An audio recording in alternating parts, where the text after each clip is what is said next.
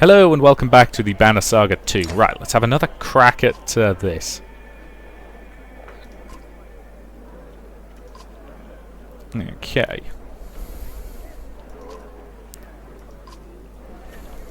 We shall begin. Let's have another go at this and see if we can get it. Okay. So, forming a shield wall is simple.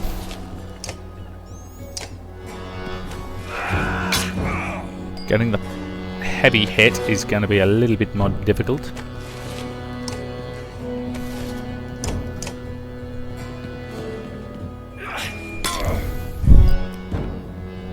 Guess I'm going to move you to there.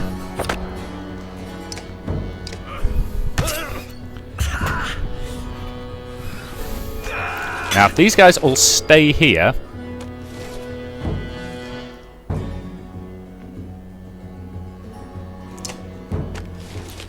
she rests because nobody's in combat range at the moment.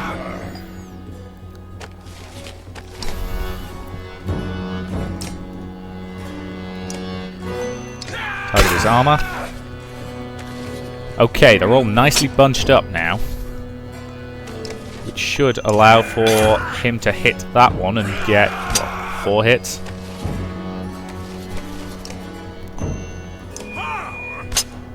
Damn it. Bastards.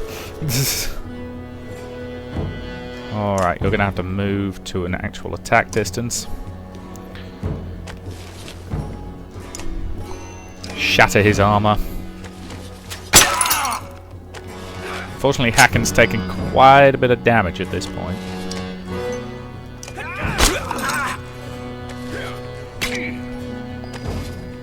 He only needs to survive one more thing. Who's next?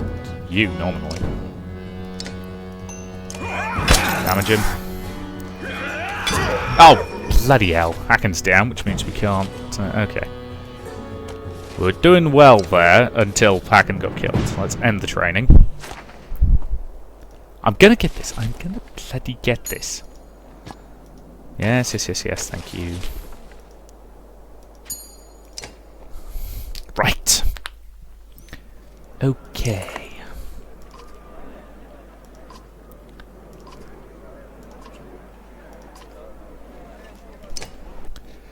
Because I want whatever bonus you get for completing all the training.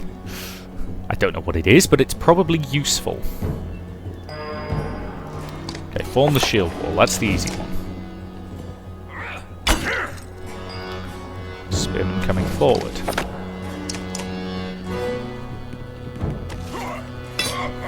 Unfortunately, there's more than...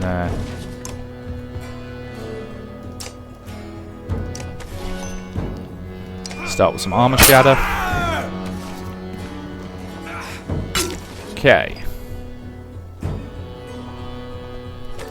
You move up to there. And attack that guy's armor.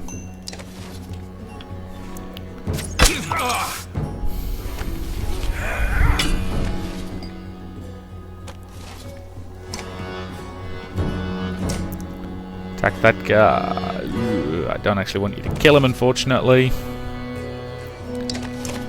Because I need a bunch of them standing near to each other, which is annoying. Okay, so if we can survive the next thing, then we can actually get a kill in, which is what we need. Actually, no, kill isn't what we need. We need damage.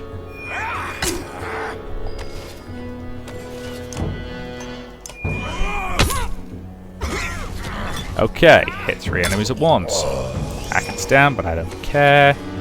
She's about to kill him with puncture. And that's victory. There we go. Yay. Well done us. Hey, we actually gained... Holy balls, we actually gained quite a lot of renown for that. That's actually worth doing. Look at you. Anything? What can you show me? Plenty. Try to keep up. So you know how not to trip over your own weapon. That's hardly impressive. Show me you can thread a needle with that bow. Then we begin. They've actually given us a purpose to go to the training tent this time. So what do we got? Damage 2 enemies at once with Thread the Needle. Okay.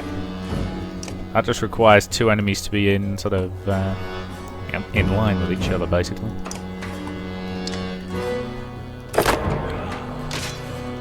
Bring you forward. Bring Pain.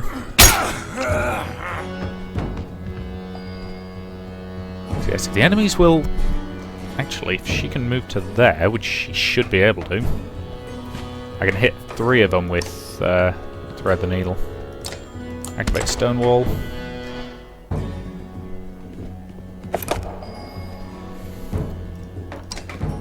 Move to there. Thread the Needle. That'll hit 3 enemies. Easy. Well worth doing, but... seriously, that's a... that gives us another, what, 17, 18 renown? That'll be incredibly useful. 14. Perfectly reasonable. Yeah, I think that most of this part's going to be me doing this, but what can you show me? Let that last lesson soak in a while longer. I'll show you more later. Oh, okay, maybe another time. But that's okay. It's probably purposely designed so you can't do that, because that would be a little bit cheaty. So either probably if you're going to be on the front line, we're going to need you up to.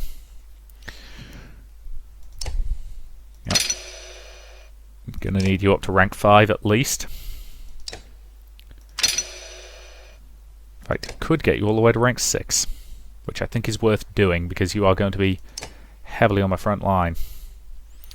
Tempest Strike, Forge Ahead. War leader uses experience in battle to issue commands to his allies, moving them next in line in the initiative.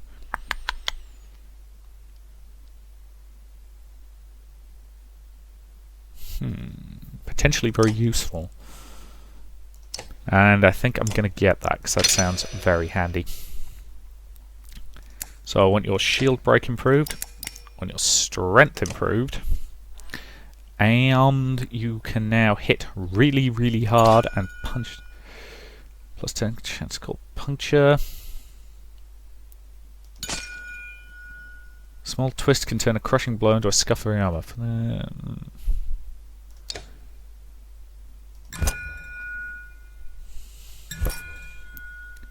I'm gonna put some points into robust on him, I think, because that to me makes sense. Because that'll allow him to actually take a reasonable amount of damage.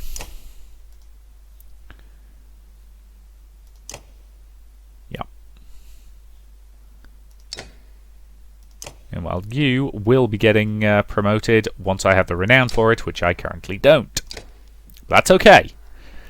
So yes, that time spent at camp was definitely worth it. In fact, I think we can afford to rest for a day. Make it 2 days. Boost morale a bit. Normal camp morale doesn't affect a hero's willpower in battle. Maintain sufficient supplies and rest in camp for new morale. Okay, let's go. Because I'll freely admit, the tactical combat was easily the best part about the first game. And it's still good so far here. So. You look at all the food freshly placed in the supply carts. What's this about? You ask oddly. Clansmen are trying to help as much as possible now, she says. Whenever they can, they'll forage for nuts, berries, or fish and hunt. She hands you a piece of fruit. Might not know how to fight. They can keep us alive by keeping us fed. So yeah, we have 303 clansmen and 280 Varl, which is not a lot. Still, at least the Varl are really good in a fight. Shouts from one of the rear longships grabs everyone's attention. The quick construction is proving faulty and the ship is taking on water fast. With dredge on the bank and all other ships almost to capacity, you consider your options.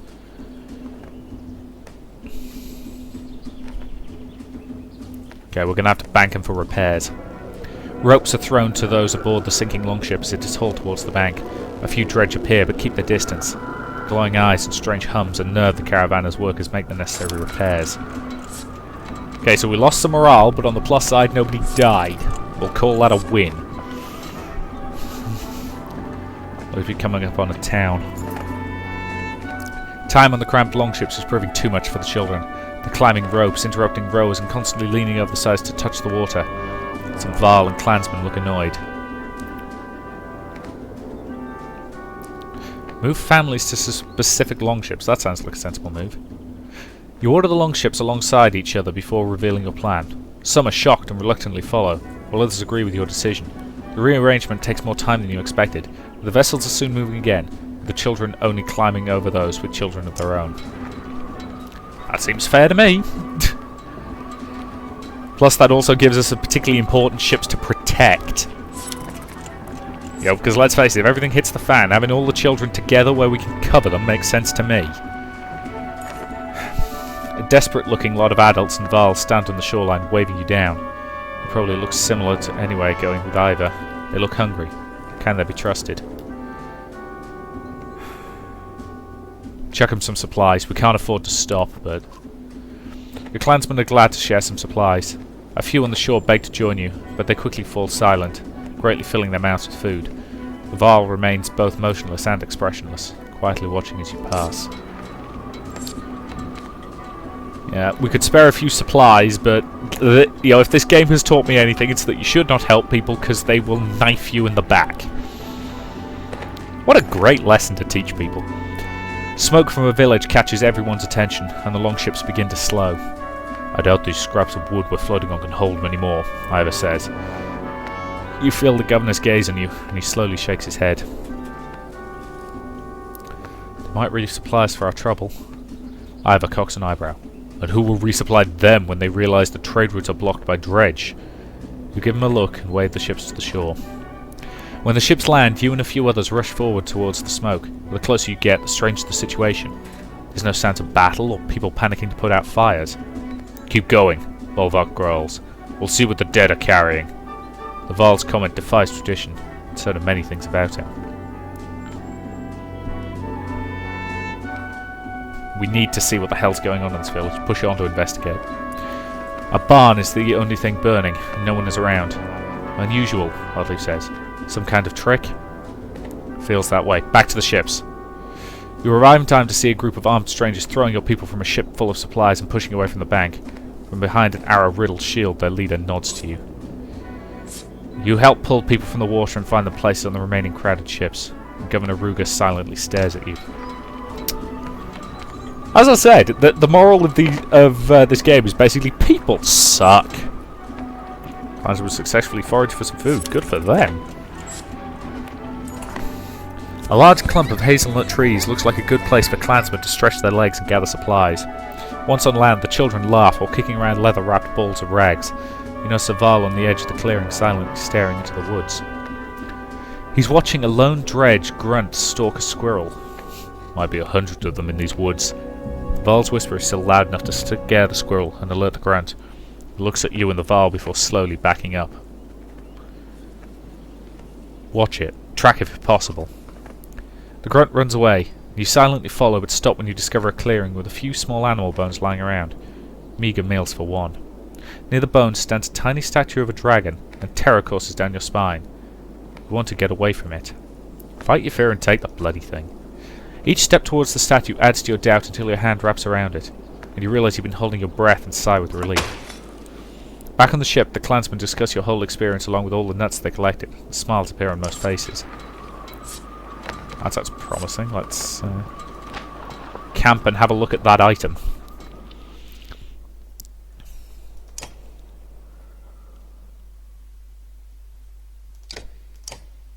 Level 6 Gormar statue. Knockback on strength attacks +3, +2 will per kill, and +1 strength. That's pretty good, actually.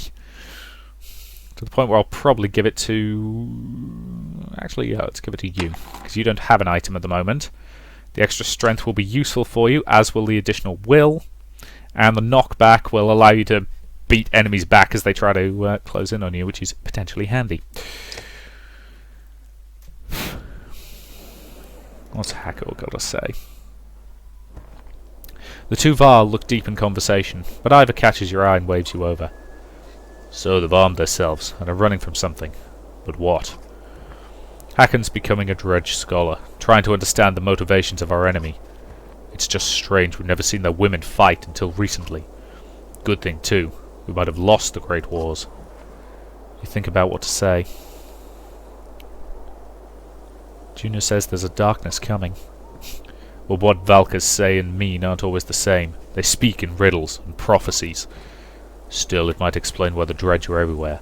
Like someone kicked an anthill. Maybe whatever's coming hit them first. Or maybe it's just a new tactic for a new war. If they've learned to crack the ground and call a giant serpent, then we're all dead and just don't know it yet. What happened back then? A great deal of killing on both sides. Imagine waking up to dredge attacks every night. Back then the sun actually set. You'd wake up to the sound and see nothing but glowing eyes around you. Your Vanguard probably told you we never got close to pushing them back into the depths they call home. Actually, Ivor's never said much about the past. Oh? Ivor says nothing. Just holds hack and stare. Well, he's probably got more stories than you could hear in your short lifetime.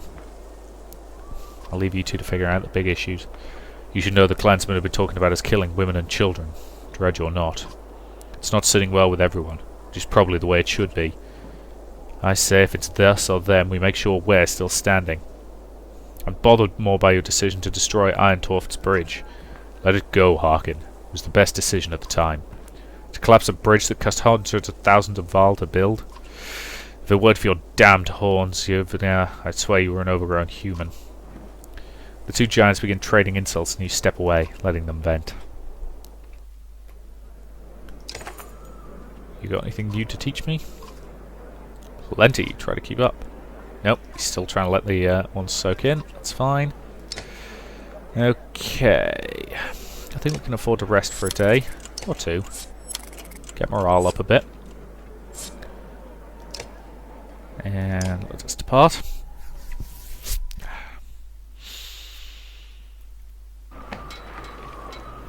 Carved rock on a vacant island. Azalai's godstone almost looks lonely.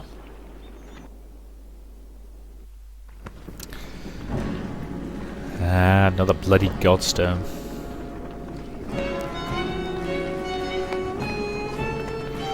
She's even more beautiful than the songs say.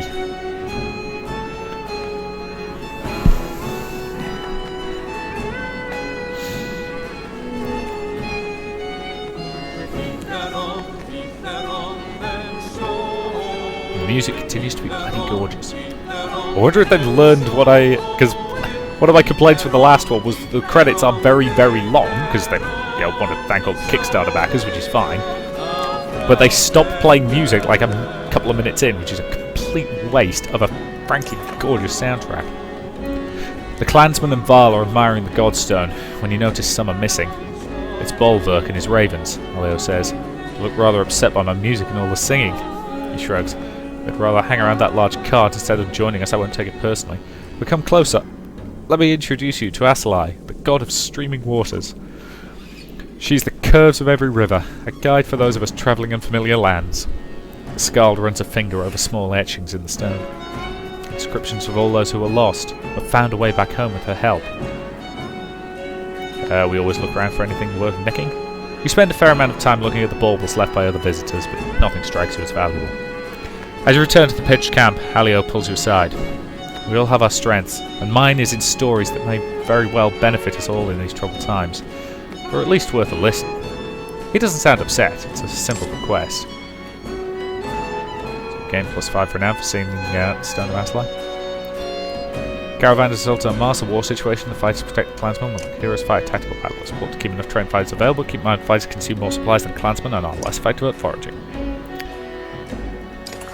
Okay. We need protection.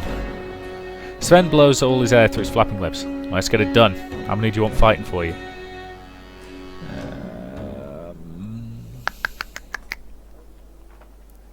100 will do fine. Got enough food and water to last a day and a half. That's what it'll take for me to break from running the first sign of trouble. Make it happen. Consider it done. Sven whistles through his missing teeth. At least we get the bonus for rest. Okay. Do you have anything to show me? Nope, not yet. Okay. Maybe another time. I'm going to have to keep an eye on that, make sure I... So we've got a bit of renown, and we've got some good stuff going for us. So. That seems reasonable.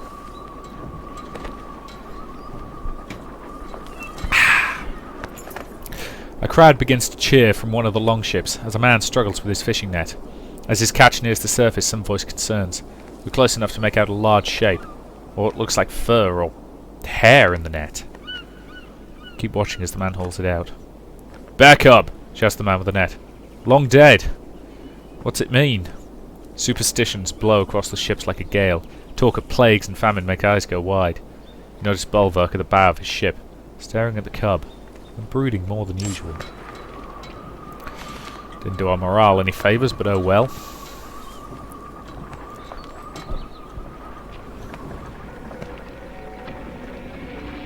We're going to end up having to ditch the river at some point, aren't we? Well, that's not ominous at all. Oh no, wait, the other thing. Massively ominous! The sheer cliffs and boulder-strewn waters of the southern bank dictate the longship's course. The droning sounds of the dredge accent their quicker pace as they follow your ships along the northern bank. Dust and mist make it hard to see ahead. A hissing, rumbling noise grows all around. "Waterfall!" shouts the sharp-eyed Nid from the bow of her longship. Oars instantly reverse and you nearly lose your balance. Oh, bollocks. Well, we ain't getting the ships down that. Beach 'em now!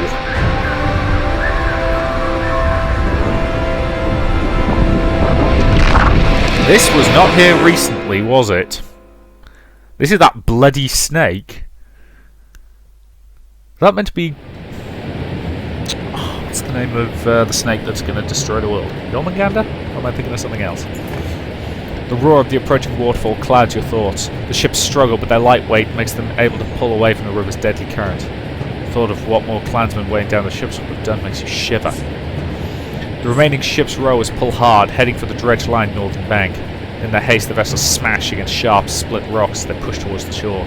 Some fighters are thrown from the boats, sinking in mud under the weight of their armour. The longships are too spread out to command a unified landing.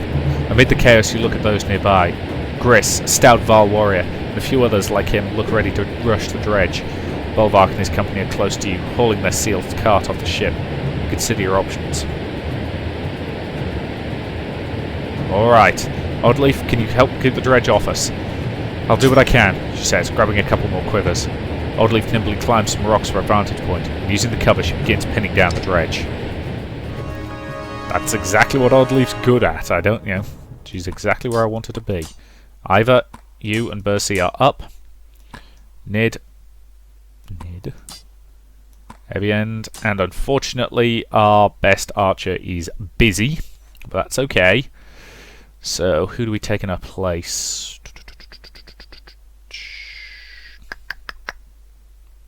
Sport guy? No. Let's take another Varl. Varl are always useful to have. Because they hit like bloody freight trains.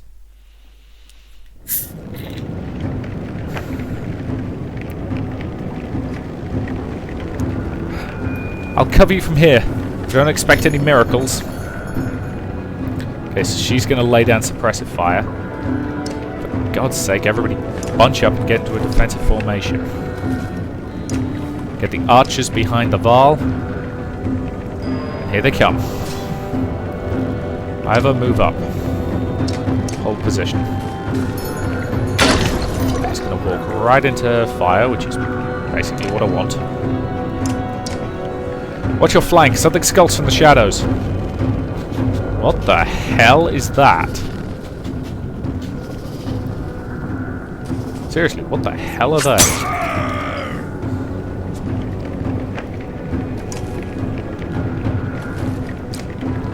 Damn, just out of range. Oh, suppressive fire, please. Thank you. A skulker. That sounds unpleasant. That skulker just disappeared.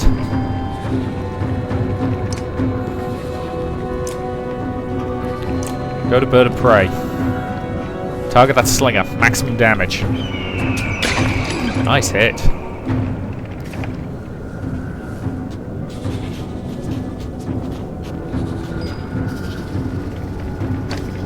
So they're invisible little bastards, are they? Alright. Let's bring us some stones. More of those damn skulkers. This could be a problem.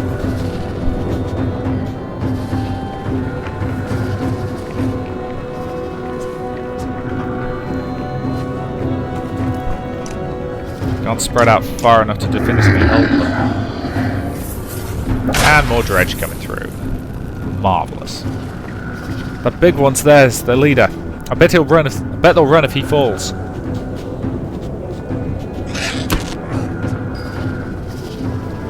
Kill it, please. Easy kill. Alright, do I want to move you up? Hold up. Yeah, I need to move you into effective combat distance, don't I? Okay, you've just spotted the damn skulker. But it's invisible, so you can't hit it. That's irritating. It's pinning him in without him being able to do a damn thing about it.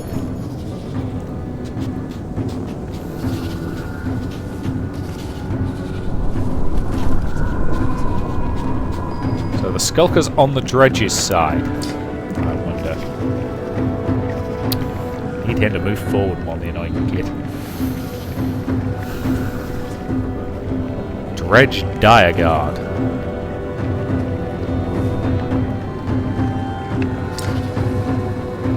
That won't hit anything. We're out of effective range. Okay, that hurt a tiny bit.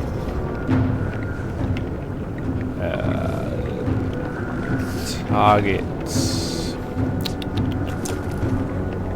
Bird of Prey's range is pretty good, but I don't think it's worth it. So instead, basic attack, target for, 6 damage. Make it hurt. Holy balls, that hit hard. On the plus side, arc lightning on that guy, maximum strength. We'll kill him. We'll badly injure him. She's continuing to lay down suppressive fire.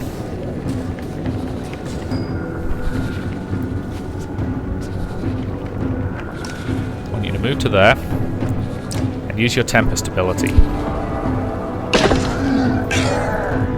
I think there's another one of those. Yep, there it is. Finding the little buggers is a bit of a tricky job. Hit him with maximum armor break. And the little bastards can maneuver clean past our entrenched units, can they? Good kill. So yeah, all she's doing is laying down suppressive fire, but that's fine. And he's down. That's annoying. Kill it.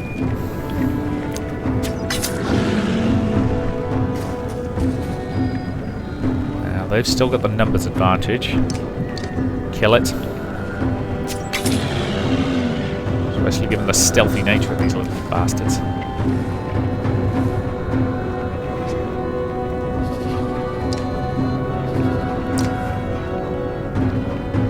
Throw out some troll stones to slow them down.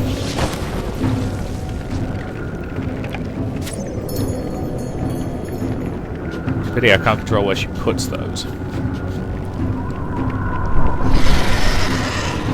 There it is. Okay, it hit Evian, but that's okay because he doesn't need strength anyway.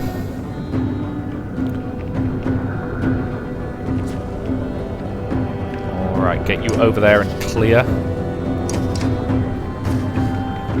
Because those stones are going to explode pretty soon. Move him up. Strike them down with all your might. Nice kill.